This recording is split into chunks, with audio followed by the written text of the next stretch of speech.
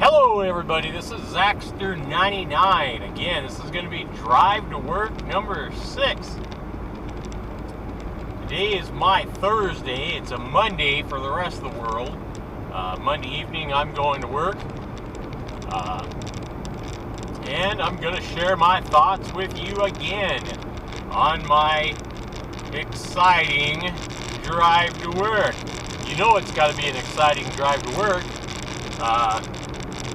That's why I have to make these videos. Talk to nobody in my car, but talking to you, the viewer, as I drive, for me to upload to my channel at some point when I'm home, later tonight, or tomorrow, or sometime. So I want to go ahead and talk to you guys today about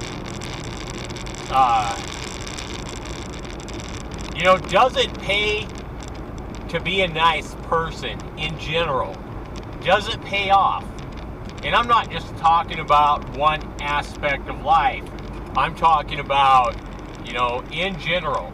So I'm talking about overall dating. Does it pay off to be a good person dating? Does it pay off to be honest and loyal and committed? Does it pay off to be a good, friend, a good person, at your workplace? For example, in life, I've noticed that a lot of times I can understand people that say, you know what? It doesn't pay to be nice. It doesn't pay to rub people's back, because in the end, they always turn around and screw you. There's a lot of truth to that. For example, at the place I work, the only way people can get days off is to trade, or basically have somebody else at the workplace take a day for you and accept that time. Now the funny thing is our workplace always pays like time and a half or double time, and they're always offering overtime. So for example, where I work, I can actually volunteer to work overtime for the company and make time and a half or double time, depending. However, if there's a girl at work named Lucy, let's say, and Lucy comes up and asks me, hey, can you take my day off because, I want to go to the park, or it's my kid's birthday, or whatever her deal is, right? She needs to take her kids to a doctor appointment, whatever she says. She wants to go to a concert, She comes to me and says, hey, I really need you to take this day for me on your day off. Can you take it for me? And here's the choice. Here's the dilemma. Do I be a nice guy and rub her back? Well, I might think that she'll pay me back and take one of my days off. In fact, she might even offer that. She might say, well, I'll take one of your days off. I take one of your days when you really need something. Well, how far do you go to trust that if you don't know this person that well? So what happens in life in general, let's just go ahead and take this example. I take Lucy's day. She has the day off, and I take it. And it is a sacrifice to me to spend my day off taking her day of work, because I could have, in a lot of situations, worked that same day that I've taken for her. I make straight time. The company doesn't pay me any extra for taking her shift, because to my company, they're just paying me instead of her. Why would they give me extra for taking hours they had scheduled anyway? So I'm taking my day off. I'm taking her hours that she would have worked anyway. So to the company, they gain nothing by having me work instead of her. Right? So they pay me the straight time. However, if I had told her no, and she had to work that day, and instead on that same day, I'm kind of a prick, right? She sees me coming to work on my day off, but I'm working, and I'm getting double time now. So because she's working, I rejected her request to work her day off. Now I come in on my day off, and instead my company pays me twice as much money as I would have made working for her. I'm making double time. And that's the way it is. That's the way it works at my workplace. So, Well, you're probably thinking, well, it pays to work for her. Well, the question is, does it? So what do you think's going to happen to most people, right, if she comes to me and I, without any kind of hesitation, say no problem and take her day? The next time she needs or wants a day off, who do you think she's going to come to? Well, it's certainly not going to be the other guy that she went to that told her, no, I have other things to do or whatever. No, she's going to come back to me. And so I take a second day for her, and I come in when I could have potentially made double time, and I work for straight time for her. Now, she hasn't taken any days for me, and in general, I'm just talking in general, I'm not talking about anybody specific, but in general, in my life, I have this expectation that when I go to her, no matter what the need is, hey, I need time off, my kid's sick, whatever it is that I need, what do you think she's going to say when I say I need time off on one of her days off? She's probably going to have an excuse. Oh, sorry, hon, I'd love to take that day for you, but I already have plans to whatever, right? She's going to have some reason not to work for me probably the first 2 or 3 times until her guilty conscience, if she has one, gets the better of her. And I'm just talking in general. People in general, this is how it works. So now, she's rejected my request for a day off. I have to get a babysitter for my sick kids. And I go in, now she has sick kids a week later because something's going around. Who do you think she's going to come to? Oh, Zach, I'm so sorry that, I'm sorry I couldn't work for you last week. I had this come up, but now my kids are sick. I don't have anybody else to hook me up. Can you please take my day off because my kids are sick? So she's asking me a third or a fourth time, right? So at some point, I'm not going to be able to be a nice guy. Maybe my kids are still sick this time.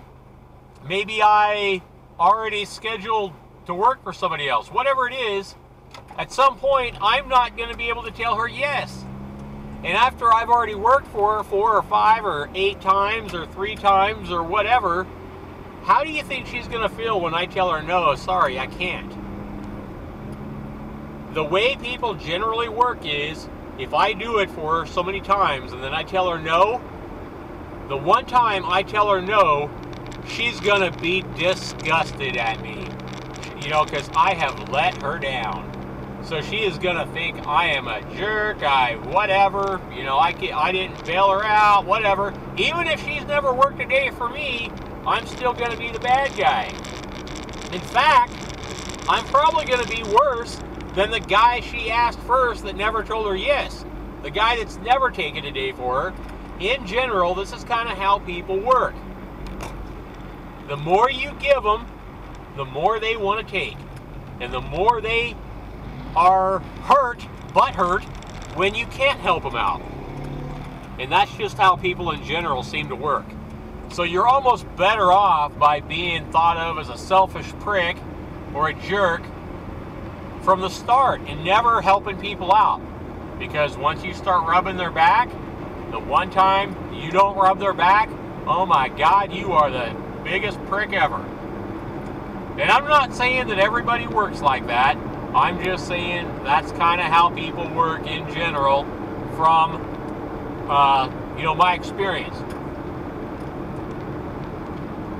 So the question goes, does it pay to be a nice person? Does it pay to be good? I'll tell you what, if you have that question, ask the next guy that thinks he's a really nice guy and never, beats on women or never calls them names, never abuses a girl, never cheats on her or whatever. Ask the next nice guy, the really nice guy, how that's worked out for him in his dating life, if you want a really good answer. Most guys that really do treat women nice and are nice people, most guys will probably tell you they've got screwed over a bunch, or they've got their heart broke a bunch, if they're genuine and honest. You know, I know when I was dating as a single guy, you know, I almost thought many a times, man, I'm just going to start being a complete prick. I'm just going to start being a total jerk and treating women like trash, cheating on them, you know, because that's really what women seem to go for. That's what I thought anyway. It seemed to me that women thought that, you know, the guys that treated women like dirt, that's the guys they were attracted to, most of the women, you know. I could have swore I really felt like that many, many times. You know, being a nice guy didn't pay off. And, you know, you can apply this to any aspect. Like I said, in my workplace, in your dating life, in your family, you know. If you get married and, you know, you start doing all the chores, you start doing all the dishes and laundry and cleaning the house and everything like that in an equal marriage, you know, where both people are working, let's say, you know, full-time jobs. If you're the one doing all the housework and the dishes and the laundry and everything like that, and that's what you do, being the good guy, quote unquote, being the good guy, what's going to be your expectation? What's your partner going to start expecting out of you? And then the 1 week where you're feeling down or sick or whatever, and you don't do the dishes, and the dishes pile up, and the laundry piles up, what's your partner going to do? He's going to be mad, or she's going to be mad that the dishes are piled up and the laundry's not piled up.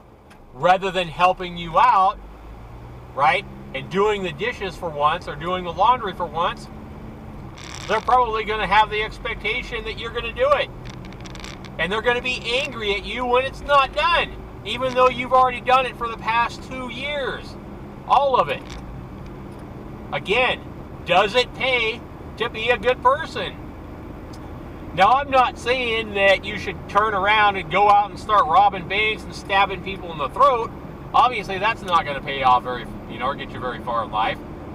But at the same point, you know, how much good does it do you to be a good person, to do things for people, to go out of your way to please people? A lot of times, it seems like it just sets you up for being the bad guy, being the, you know, whatever. I don't know. It's an interesting dilemma. So I'd like to have you guys weigh in. I'd love for you guys to tell me what you think about the question, does it pay to be a good person?